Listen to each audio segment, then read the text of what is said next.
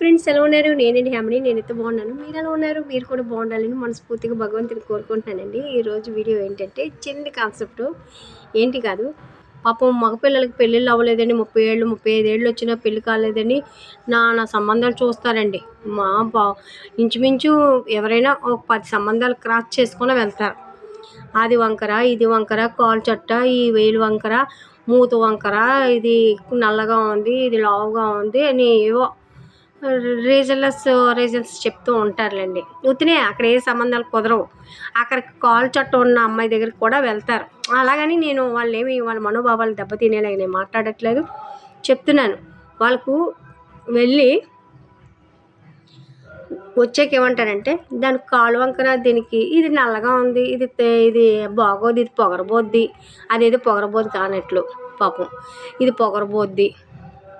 బాగా దున్నేసి ఉంటారండి పల్లెటూరులోని. చాలా దేశముద్రులండి. మనం అనుకుంటాం అమ్మ పల్లెటూరు వాళ్ళు చాలా మంచి వాళ్ళు, వీళ్ళు విలేజెస్ వాళ్ళు కల్చర్గా ఉంటారు, అందరితోని వరుసలు.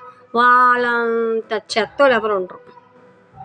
వాళ్ళు అక్కడ మాటలు ఇక్కడ మాట అక్కడ, ఎవరేమనుకున్నా అనుకోండి, నాకు అనవసరం. ఇక్కడ మాటలు అక్కడ మాటలు ఇక్కడ చెప్తారండి. కుటుంబాల్లో మనం విలేజెస్లో అయితే ఒక ఇంట్లో గొడవ అయిందనుకో, అందరూ వచ్చేసి అందరూ తీర్పులు ఇచ్చేస్తారండి. అదే సిటీలో ఉన్నారనుకో, ఎవరింట్లో గొడవలు వాళ్ళ గొడవలు వాళ్ళు చూసుకుంటారు. మిగతా వాళ్ళు వేలు పెట్టరు, ఏమి తొంగు చూడరు, ఆ ఇంట్లో ఏం జరిగింది అనేది పట్టించుకోరు. విలేజ్లో అలా కాదు. ఇద్దరూ ఎలా ఎడగొట్టాలో తెలుసండి. విలేజ్లో ఎక్కువ మంది మగవాళ్ళకి పాపం, మగవాళ్ళు అంటే గొడవలు ఆడితే ఇంట్లోంచి వెళ్ళిపోతారు, సంపాదన ఉండదు కాబట్టి మగవాళ్ళు సపోర్టింగ్కి వస్తారు. పాపం లేక ఏజ్ అయ్యే వరకు సంబంధాలు చూసి ఏదో ఒక దాన్ని చేస్తారు. 10 సంబంధాలు చేస్తారు. చేశాక ఇద్దరిని ఎలా ఎడగొట్టాలో ప్లాన్ వేసుకుంటుంది. ఇద్దరు బాగా ఉన్నారనుకో, కాస్త ఆవిడని నెగ్లిజెన్స్ చేశారనుకో, అప్పుడు ఏం చేస్తుందంటే ఎలా ఎడగొట్టాలా అని ప్లాన్ వేసుకొని అవి ఏం చెప్తారు వాళ్ళు, 5 ఏళ్ళు పోనీ 10 ఏళ్ళు పోయినా ఏం చెప్తారంటే, నాకు సరిగ్గా తిండట్లేదు, నాకు సరిగ్గా తిండి పెట్టలేదు, అబద్ధాలు ఆడతారండి. తిండి పెట్టలేదని అబద్ధాలు ఆడతారు.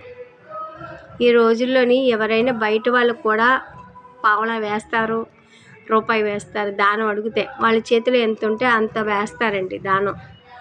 అలాంటిది ఇంట్లో ఉన్న ఒక పర్సన్కి అన్నం పెట్టలేదని చెప్తుంటే అది ఎలా ఉంటుందండి? భగవంతుడు ఇంక మనల్ని మర్చితాడా? తిండి దగ్గర అబద్ధాలు ఆడుతూ ఉంటే ఎవ్వరూ మర్చరు. ఒక కుటుంబాన్ని అలాగే ఎడదీస్తారండి పాపం. మొగుడు పిల్లలు పాపం హ్యాపీగా ఉండేవారు, ఏదోలాగా వాడు తెచ్చిన దాంతోనే హ్యాపీగా ఉండేది. అలాంటిది తిండి పెట్టలేదని, పిల్లలు పుట్టలేదని అలాగా కొన్ని చాడీలు చెప్పి విడగొట్టేశారు.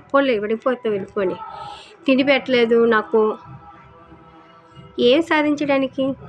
పోనాళ్ళ ఇంట్లోని కూతురికి మొగుడు ఉండడు, తెల్లికి మొగుడు ఉండడు, కొడుక్కి పిల్లం ఉండకూడదు. ఒక కుటుంబాన్ని అలాగే ఎడగొట్టేస్తారండి. నాకు తెలిసిన కుటుంబాన్ని పాపం అలాగే విడిపోయారులేండి. విలేజ్లో 10 సంబంధాలండి. 10 సంవత్సరాలు ఎతికారు పాపం. ఎతికి ఏజ్ 35+ వచ్చేసాక సంబంధం చూశారు. ఏదోలాగా పాపము వాళ్ళందరూ అదృష్టవంతులే, తెప్పిపోయిన వాళ్ళందరూ అదృష్టవంతులే.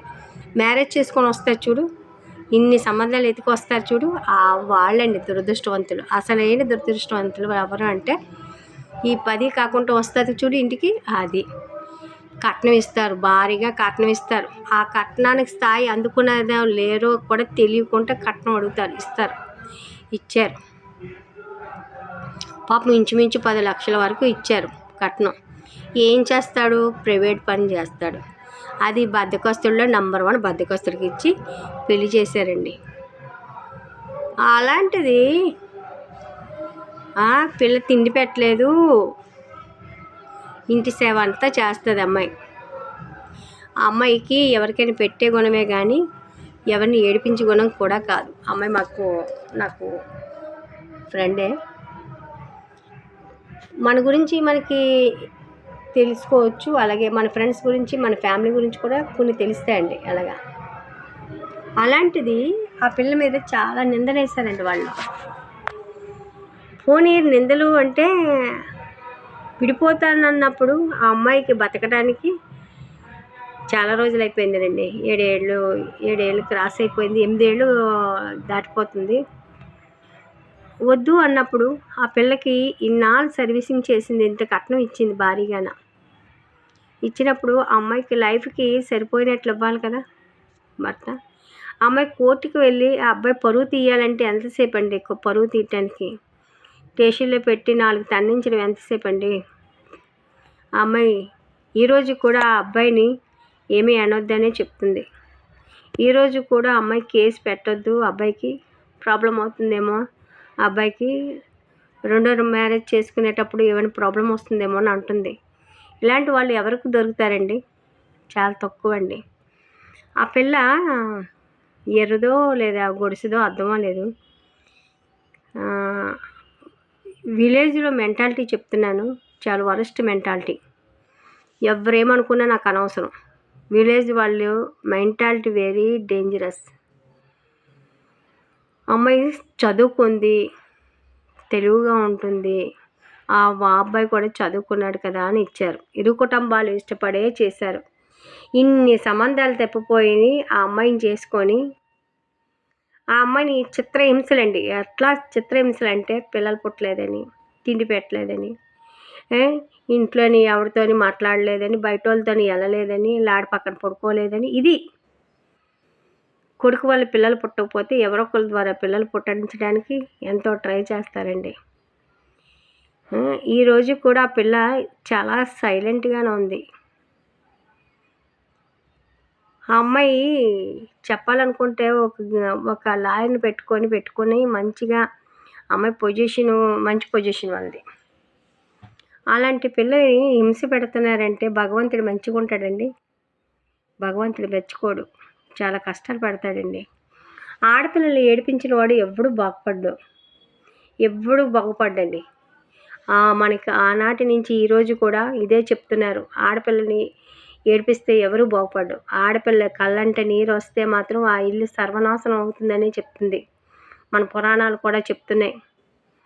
మా నాన్నగారు, మా అన్న వాళ్ళు చిన్నప్పుడు, నాకు 3 అన్నలండి, అక్కలు. నాకు 3 అక్కలు 3 అన్నలు. వాళ్ళు పెద్దన్నయ్య ఆట ఆడేవాడు. చీపురు మొట్టికాయలు చీపురు పళ్ళతో ఆట ఆడేవారు.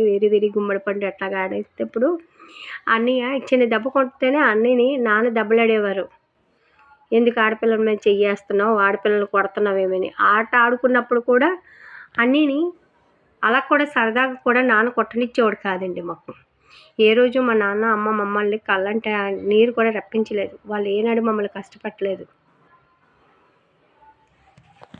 అలాగా ఆడపిల్లని ఏడిపిస్తే మాత్రం, ఏ కుటుంబంలో కూడా ఆడపిల్ల ఏడిస్తే మాత్రం ఆ ఇల్లు జరుగుబాటు ఉండదు.